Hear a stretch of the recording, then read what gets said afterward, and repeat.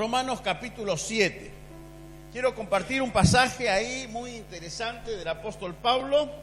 Romanos capítulo 7, versículo 15.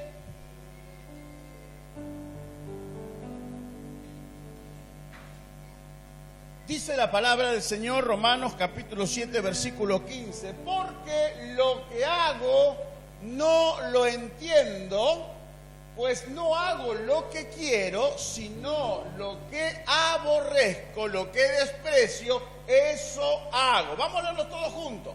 Porque lo que hago no lo entiendo, pues no hago lo que quiero, sino lo que aborrezco, eso hago. La psicología moderna plantea en este tiempo el dilema de las conocidas dos mentes. ¿Usted sabía que tiene dos mentes? Ya con una tenemos problemas, imagínense con dos, ¿no? Tenemos dos mentes, todos nosotros tenemos dos mentes, los más chiquititos hasta los más grandes tenemos dos mentes. Una es la mente racional, la mente cognitiva, la mente que nos permite pensar, analizar, ¿sí? Tomar decisiones, y la otra es la mente emocional. Y siempre hay tensión entre la mente racional y la mente emocional. El apóstol Pablo está manifestando esta tensión, este problema con este dilema. Había algo que él quería hacer, había tomado la decisión de hacer algo, pero por el otro lado había otra mente, que es la emocional, que no le permitía hacer lo que él había determinado hacer en su mente. Les doy un ejemplo. 9 de la mañana, día domingo, fresquito, uno está durmiendo plácidamente, la cama está calentita ahí, no tiene ganas de levantarse, es domingo, uno quiere descansar y aprovechar el día. Y viene mi mente racional y me dice, Ariel, hay que ir a la iglesia, a las 11 es el culto, hay que ir a la iglesia, hay que levantarse. Y actúa mi mente emocional, me dice, pero la cama está linda, viste que está calentita, está todo tranquilo, los perros no ladran, nadie te molesta, mirá que hace frío afuera. Y mi mente racional dice, no, tenés que ir a la iglesia, hay que levantarse, hay que cumplir con la palabra del Señor. Vos sos el pastor, tenés que ir primero. Entonces, y mi mente emocional me dice, no, ¿sabés qué? Que no vayas un día, no pasa nada, ¿cuál es el problema? Total, están los hermanos que pueden llevar el culto adelante. Y hay una tensión entre mi mente racional y mi mente emocional. ¿Ha experimentado en su vida alguna vez esta tensión de las dos mentes? No quiere decirle algo a alguien porque sabe que lo que va a decir no está bien, pero sus emociones actúan y lanza todo lo que se había predeterminado no decir. El problema de las dos mentes, el problema de la mente racional y la mente emocional están siempre, y dice la psicología, y la palabra de Dios da mucha respuesta en este sentido también, que generalmente la mente emocional está por encima de la mente racional. Generalmente somos más movidos por las emociones que por la razón. Generalmente actuamos más impulsados por las emociones que por lo que pensamos o las cosas como las analizamos. Entonces, es una tensión que se da en toda persona, sea cristiana o no sea cristiana. Uno quiere agradar a Dios, sabe lo que tiene que hacer, pero por el otro lado no lo hace. Por el otro lado se encuentra con esta otra mente que nos hace sentir muchas veces cosas que van en contra de lo que nuestra mente racional nos dice que tenemos que hacer. Y así pasa en todas las áreas de la vida, ¿eh? Así pasa en la economía, así pasa en las relaciones familiares, así pasa en todos lados, en las relaciones de la iglesia. Mi mente racional dice, tengo que saludar a este hermano que no me lo banco demasiado. Y mi mente emocional me dice, no, ¿qué lo vas a saludar si te acordás que te ofendió? Y entonces estamos ahí. ¿Hago o no hago? Y es una tensión constante. Cuando usted se tiene que levantar para ir al trabajo, tiene esta tensión. Cuando usted tiene que arreglar un problema que ha tenido con alguien y pedir perdón, por ejemplo, o arrepentirse de algo que usted hizo mal, tiene esta tensión, esta lucha. Por un lado sabe que lo tiene que hacer, pero por el otro lado hay otra vocecita de la mente emocional que dice, no lo haga, aguanta un poco más, total, vamos para adelante. Esta situación se ha dado en la vida del apóstol Pablo y se ha dado en la vida de varios grandes hombres de Dios. Fíjense algunos ejemplos que quiero compartir con ustedes. Mateo capítulo 26, versículos 69 al 74, nos habla acerca de la actitud que tuvo Pedro cuando negó al Señor. El título de este sermón es ¿por qué? ¿Por qué hago lo que hago? ¿Por qué pienso como pienso? ¿Por qué digo lo que digo? ¿Por qué vivo como vivo? ¿Por qué reacciono como reacciono? ¿Por qué siento lo que siento? ¿Por qué? Tiene que haber una razón para todo. ¿Por qué? ¿Por qué actúa así? Y uno sabe que el ser humano básicamente actúa en 5 niveles diferentes. Número 1, tiene una vida privada. Número 2, tiene una vida social. Número 3, tiene una vida laboral. La mayoría trabajamos. Número 4, tenemos una vida que nos permite relacionarnos en la iglesia, una vida eclesiástica. Y número 5, tiene una vida familiar. En estos 5 áreas, en estos 5 aspectos, se ha descubierto que no siempre nosotros somos lo mismo. O actuamos de la misma manera, o nos desenvolvemos de la misma forma. No sé si a usted le pasa, pero lo que a veces soy en mi casa, no soy en público. Lo que a veces como me comporto y como hablo en el trabajo, a veces no lo hago en la iglesia. Como trato a mi familia, a veces no es lo mismo como trato a los compañeros del trabajo. Aunque soy la misma persona, no siempre tengo la misma conducta en los mismos lugares o en los diferentes lugares en los cuales yo interactúo. O usted es igual en todos lados. La idea es ser igual en todos lados, pero no siempre lo somos. Por eso que en la vida privada hay cosas a veces que hacemos, que decimos, que pensamos, que actuamos, que no lo hacemos o no lo expresamos en la vida pública. Y por eso la mayoría de la gente trata de evitar que se conozca su vida privada. Porque a veces en la vida privada nos permitimos cosas que en la vida pública no nos permitimos. A veces somos más buenos con la gente del mundo con la cual socializamos, con mi jefe, con mis compañeros de trabajo, que con la familia mía, que me ama y a la cual yo amo. Entonces se ha descubierto que una misma persona no siempre es igual en todas las áreas de la vida en la cual se relaciona. ¿Y eso es por qué? Porque tiene este dilema de las dos mentes. Tiene esta situación. Yo a mi jefe lo tengo que respetar, porque si no me rajan. Y si pierdo el laburo, pierdo el ingreso. Si pierdo el ingreso, pierdo la manera de vida que tengo. Pero a mis hijos, a mi esposa, al perro de mi casa, lo agarro a patadas, total, nadie se da cuenta, nadie lo ve. Total, ¿qué me pueden hacer? Entonces, esta situación se ha dado, y se ha dado también en varios personajes. Por ejemplo, Pedro, capítulo 26 de Mateo, versículos 69 y 74, nos habla de que Pedro negó al Señor. La pregunta es, ¿por qué Pedro negó al Señor? Pedro había conocido a Jesús de primera mano, había experimentado. Pedro era uno de los que estaban en el círculo íntimo del Señor, era uno de los que había experimentado grandes milagros, había visto las maravillas de Jesús obrando, había visto grandes señales de Dios a través de Cristo. Pedro era una persona que lo había conocido al Señor Jesús de una manera muy intensa y muy personal. Pero en un momento, Pedro niega al Señor. Jesús estaba por ser crucificado, estaba siendo juzgado, maltratado ahí. Y cuando alguien se acerca a Pedro y le dice, pero yo te he visto a ti con Jesús, ¿eh? No, yo no. ¿Jesús qué? No, yo no, nada, ¿eh? Y se va para otro lado, se escapa y lo agarra a otro y dice, pero tu forma de hablar es parecida a la de Jesús también. No, yo no, nada que ver. Y comenzó a maldecir, o sea, comenzó a diferenciar su manera de hablar para que no lo confundan con un seguidor de Cristo. Y llegó el punto, la tercera vez que él niega a Jesús, donde difama y dice, yo a ese Señor no tengo nada que ver con él. ¿Por qué Pedro, siendo Pedro, habiendo sido llamado por el Señor, habiendo visto los milagros del Señor, habiendo compartido tiempo con el Señor, habiendo experimentado grandes cosas del poder de Dios a través de Jesucristo, ¿por qué Pedro niega a Jesús? ¿Por qué hace lo que hace? Entonces, acá uno puede ver el dilema de Pedro. Pedro probablemente tuvo miedo.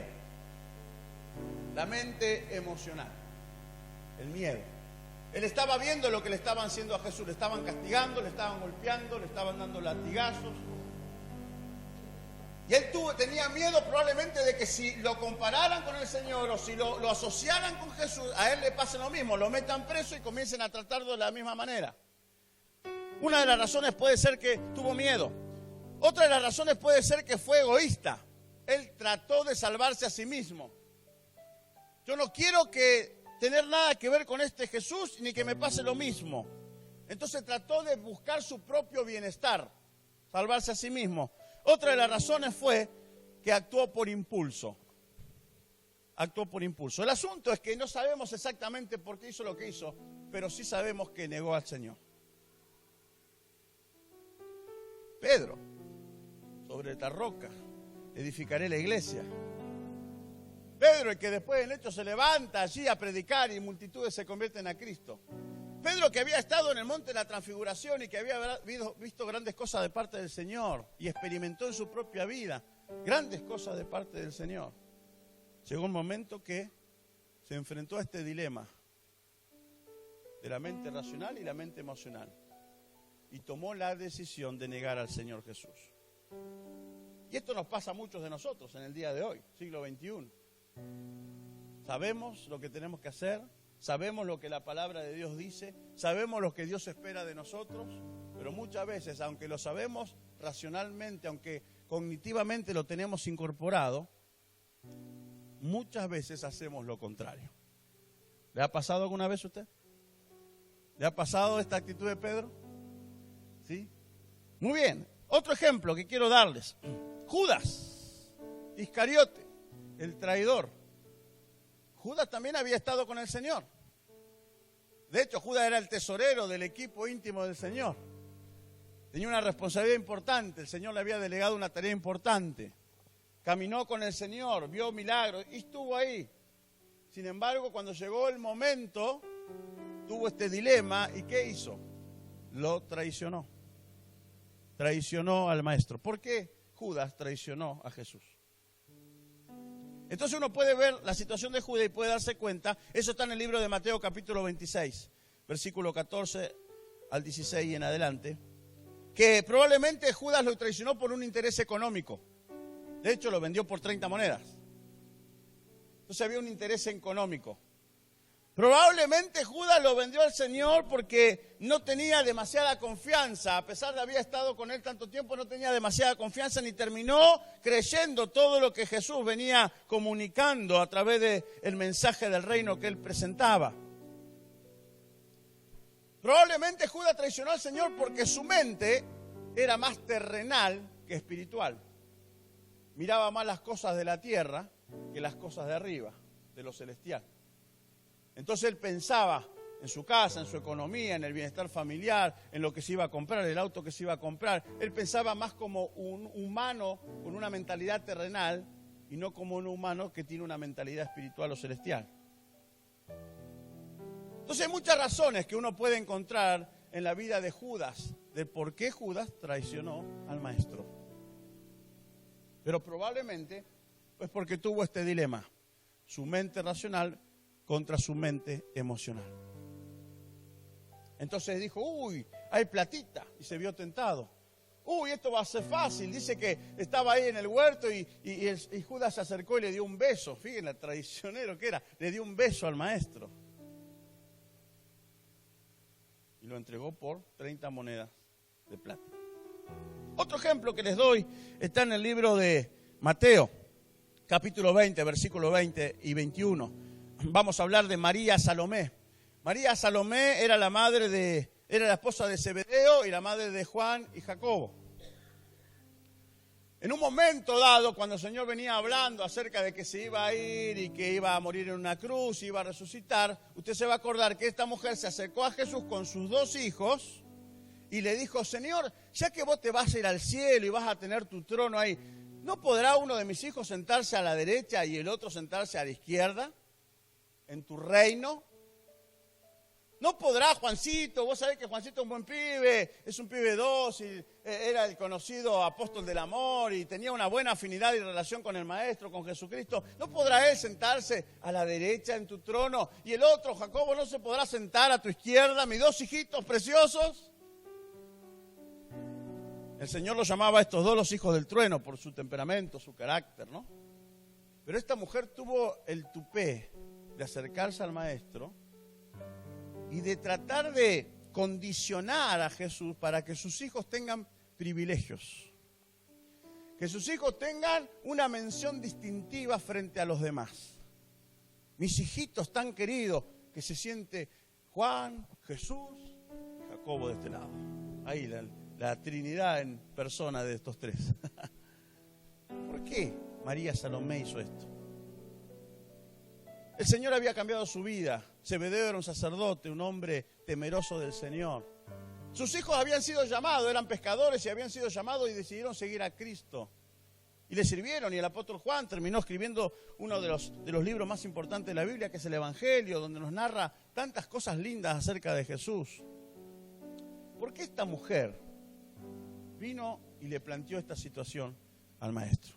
Señor, que mis hijos tengan un nombramiento especial.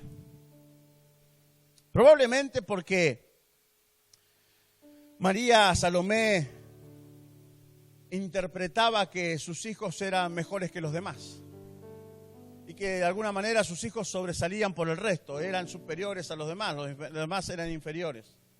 Probablemente ella tomó esta decisión porque pensó que el hecho de que Juan tenía una buena relación con el maestro, eran bastante cercanos. Juan fue uno de los que también el Señor llevó al monte de la transfiguración, y Juan estuvo en momentos muy especiales donde Jesús se manifestaba. Y digo, bueno, esa amistad, esa relación más estrecha que el resto, a lo mejor eso hace que el Señor tenga privilegios sobre Juan, y entonces le vamos a tratar de animar a Jesús para que tome esa decisión. Probablemente porque tuvo un pensamiento egoísta. No hay otros como mis hijos. Mis hijos son únicos, son especiales. No sabemos cuál fue la razón, pero lo que sí sabemos es que tuvo el atrevimiento de plantear a Jesús esta situación de que sus hijos, uno se sienta a la derecha y otro se sienta a la izquierda.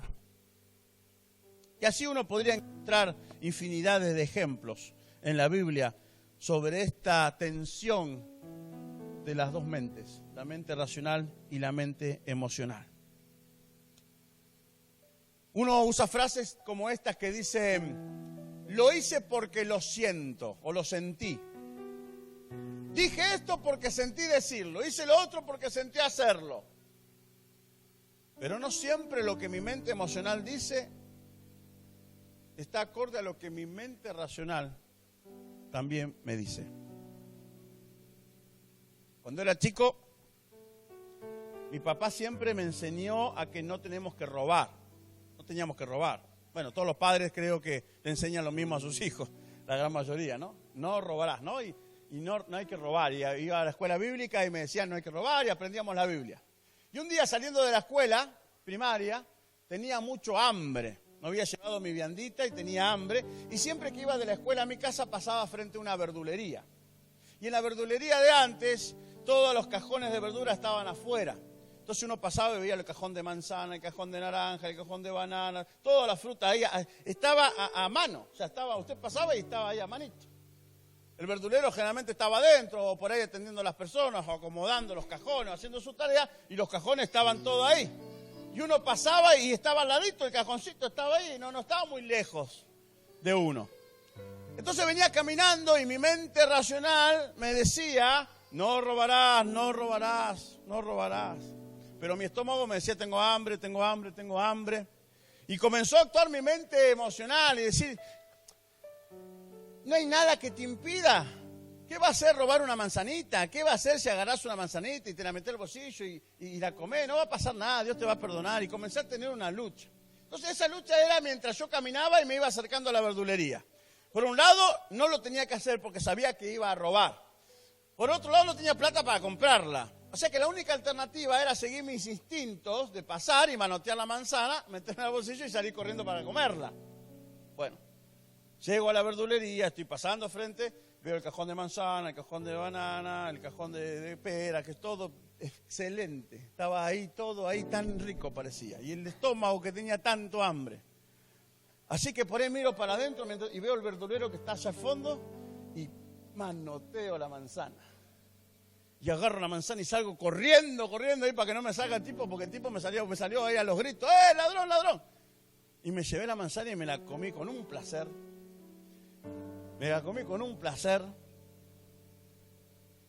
Pero sabía que aunque hice eso, mi mente racional me decía: lo que hiciste estaba mal, robaste y está mal y Dios no dio nada, toda la historia. Pero por otro lado me sentía bien, porque había saciado una necesidad. Porque sabía que con una manzana el verdulero no iba a cerrar la verdulería, no iba a entrar en crisis económica. Sabía que no era nada para él, pero para mí en ese momento era importante. Entonces estuve así en esa lucha, Hasta que llegó el día en que no aguanté más y tuve que confesarlo porque no podía dormir. Tenía la panza llena, pero me sentía mal. Por un lado justificaba el hecho de haberlo robado, pero por el otro lado mi mente racional me decía, estaba mal, y la palabra de Dios, y el Señor, y lo que te enseñaron en la escuelita, estaba mal. Entonces llegué un día y le dije, papá, tengo que confesarte algo. ¿Qué hiciste ahora? Porque yo era medio bravo. ¿Qué hiciste ahora? No, nada, y le cuento la historia. Y le dije, robé una manzana. Bueno, papá sacó la famosa hojota de la que siempre les cuento. Y entonces me agarró ahí, me ubicó un poquito lo que hice y me dijo, ahora vas a ver al verdulero, yo te voy a acompañar, le vas a pedir perdón y le vamos a pagar la manzana. Toda la vergüenza que sentía, toda la bronca que sentía, encima todo medio golpeado y medio dolorido por el castigo ahí. Pero tuve que ir, enfrentar al verdulero y decirle, Señor, perdóneme, lo que hice estuvo mal, le pagué la manzanita y nunca más. Esta situación nos pasa a diario en la vida, a todos nosotros. Cuando seguimos a Cristo, tomamos la decisión de seguirlo voluntariamente. A usted nadie le puso un revólver en la cabeza para seguir a Cristo. Usted llegó a Cristo por decisión propia, a lo mejor por cuestiones de la vida, por situaciones, lo que fuera, pero usted llegó por decisión propia. Y por decisión propia usted tomó la determinación de aceptar a Cristo en su corazón, hizo esa oración de fe. Señor, perdona mis pecados, te recibo, entra en mi corazón, entra en mi vida. Usted la hizo. Pero cuando uno va caminando en la vida cristiana, se encuentra con este dilema todos los días. Ahora no solamente se trataba de aceptar a Cristo, ahora tengo que seguir a Cristo. Y a veces, en ese seguir a Cristo, seguir al Maestro, nuestra mente emocional entra en tensión con la mente racional. Sabemos lo que tenemos que hacer, porque hoy una de las cosas de la cual la sociedad no carece, o por lo menos esta parte del mundo no carece, es el conocimiento. Todo el mundo hoy conoce la Biblia, por lo menos lee la palabra, o tiene instrucciones sobre lo que la palabra de Dios dice. Tenemos conocimiento. Pero no siempre que el hecho de que tengamos conocimiento significa que hacemos lo que el conocimiento nos dice que hagamos. Y ahí entra muchas veces a funcionar la mente emocional. Me peleo con alguien, discuto con mi esposa y sé que debo pedirle perdón. Aunque tenga razón, porque la Biblia me dice, mientras dependa de ustedes, estén en paz con todos, ¿no? Entonces, independientemente, generalmente la razón la tengo yo, pero generalmente a veces pasa que la razón la tiene ella. Entonces, sé que tengo que pedirle perdón. Sé que no debo dejar que el sol se esconde y me vaya a dormir, a todo en tinieblas ahí. Sé que Dios me demanda que le perdone y le pida perdón. Pero mi mente emocional muchas veces dice que no. ¿Y por qué la va a perdonar? Y porque que sepa lo que sufrí, que sepa lo que me hace sentir, que sepa que estoy enojado, que sepa que, ¿no? Y tengo esa tensión. Y muchas veces debo confesar que aunque sabía lo que mi mente racional me decía que tenía que hacer, he dejado que mi mente emocional me mande a dormir sin haberle pedido perdón y haber arreglado la situación con ella. Entonces, esto se da en todo momento, en todas las áreas de la vida. Cuando usted se sienta a comer, su mente racional le dice, hasta acá, no comas más, va a engordar, te va a hacer mal, controlate, bla, bla, bla, bla, bla. Y la mente emocional te dice otra cosa. Mira qué rico, dale un poco más, no pasará un kilo más, un kilo menos, lo mismo. Y le da. Y uno generalmente come más. Hay que hacer ejercicio. Mi mente racional me dice, hay que ejercitarse porque tenemos que... Y mi mente deja, hace un frío de loco, mira si va a salir a caminar a esta hora. Caminar una hora es una barbaridad. Y entramos y me quedo sentado mirando tele en mi casa. Esto se da siempre. Vivimos con esta tensión, con este dilema de las dos mentes. Yo sé que muchos de ustedes tuvieron este dilema hoy a la mañana para llegar a la iglesia. Yo sé que muchos de ustedes, como yo, tienen el dilema para seguir fielmente al Señor y hacer la voluntad de Dios. Y el apóstol Pablo también lo tenía. Pero Pablo llega a una conclusión que me gusta, y que va más allá de la mente emocional y de la mente racional. Y él dice en el versículo 14 del capítulo 7 de Romanos, porque sabemos que la ley es espiritual, mas yo, dice Pablo, yo soy carnal, vendido al pecado. Versículo 21, así que queriendo yo hacer el bien, hallo esta ley, que el mal está en mí. ¿Sabe lo que encuentro en Pablo? Encuentro el valor de detenerse y de darse cuenta de que había en él algo que no le convenía tener. Había en él algo que no le permitía hacer lo que él quería hacer, porque él decía, yo quiero agradar a Dios, yo quiero hacer la voluntad de Dios, yo quiero hacer lo que el Señor me pide hacer. Pero me doy cuenta que hay algo en mí, hay otra cosa en mí que no me permite hacerlo. Y él le da el nombre, y la Biblia le da el nombre, que se llama la ley del pecado. Él dice, yo soy un pecador. Y aunque a lo mejor le pedí perdón a Jesús por mis pecados que cometí, y a lo mejor me arrepentí en un momento, me doy cuenta que todavía esta ley muchas veces todavía sigue llevándome a tomar decisiones y a hacer cosas que yo sé que no están bien. Quiero agradar a Dios. Yo quiero ir a la iglesia. Yo quiero ofrendar, yo quiero cantar, yo quiero tener buen testimonio, yo quiero ser una buena esposa, un buen esposo, una buena madre, un buen empresario, yo quiero. Pero me doy cuenta que hay algo en mí que muchas veces no me permite hacer lo que yo realmente quiero hacer. Y él dice más adelante, ¿quién me librará de esta situación? Como el Chavo del Ocho en su momento dice, ¿quién podrá ayudarnos? ¿No? ¿Quién me librará de esta tensión? Porque vivir en esta tensión es desgastante. Porque toda decisión que usted y yo tomemos, todo lo que nosotros digamos, toda la forma en la cual nosotros reaccionemos, todo tiene una cosecha. Todo muchas veces nos hace sentir mal. Todo muchas veces nos ha dado cuenta que nos equivocamos. Y es difícil vivir en esta tensión diaria. Es difícil ser cristiano con esta tensión. Por eso es que hay cristianos que vienen a la iglesia muchas veces, nos congregamos, pero uno los ve, están desanimados, cabizbajos, entristecidos, les cuesta expresar su alabanza al Señor, están ahí medio... Vinieron, a lo mejor forzaron su mente racional y le hicieron caso y vinieron. Pero su mente emocional le está diciendo, andate de acá, deja el culto, este culto no termina más, es más largo esto, nos estamos aburriendo, vámonos a casa. Y tenés esa cuestión interna ahí. Pablo más adelante en el capítulo 7 dice, gracias sean dadas a Dios, que por medio de Cristo he encontrado la libertad a esta tensión y a esta situación crítica que vivo día a día.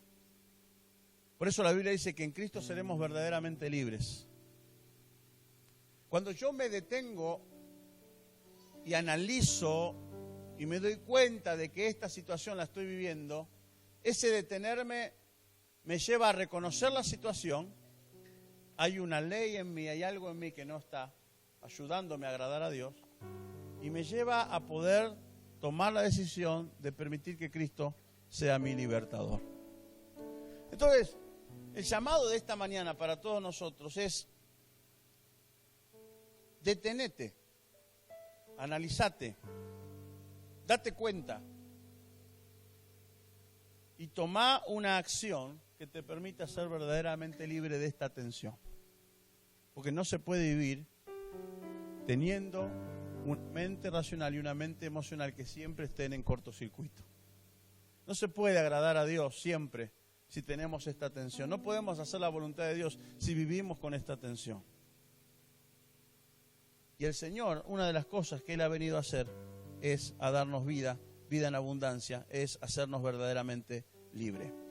El apóstol Pablo en el libro de Gálatas capítulo 2 versículo 20 llegó a declarar, ya no vivo yo. Ya no vivo yo. Ahora Cristo vive en mí.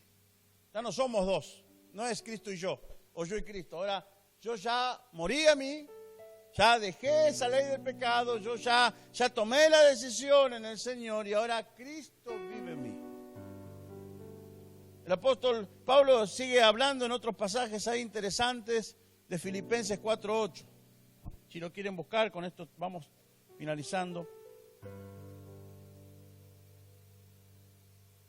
Él escribe y dice: por lo demás, hermanos míos, todo lo que es verdadero, todo lo honesto, todo lo justo, todo lo puro, todo lo amable, todo lo que es de buen nombre, si hay virtud alguna, si algo es digno de alabanza, en esto pensad.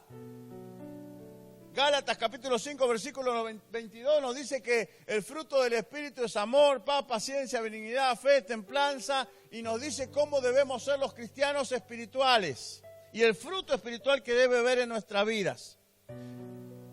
Y Hebreos 12, 14 nos recuerda que tenemos que estar en paz con todos. Hay en Cristo la posibilidad de ser libres de esta tensión y de vivir por Él y para Él al 100%. Se puede. Se puede. Ya no vivo yo.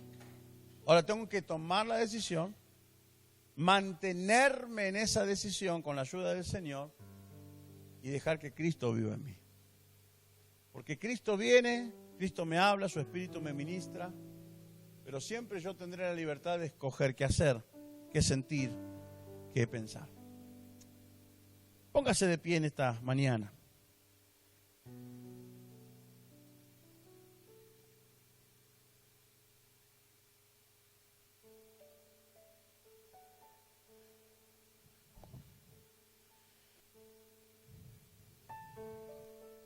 ¿Por qué?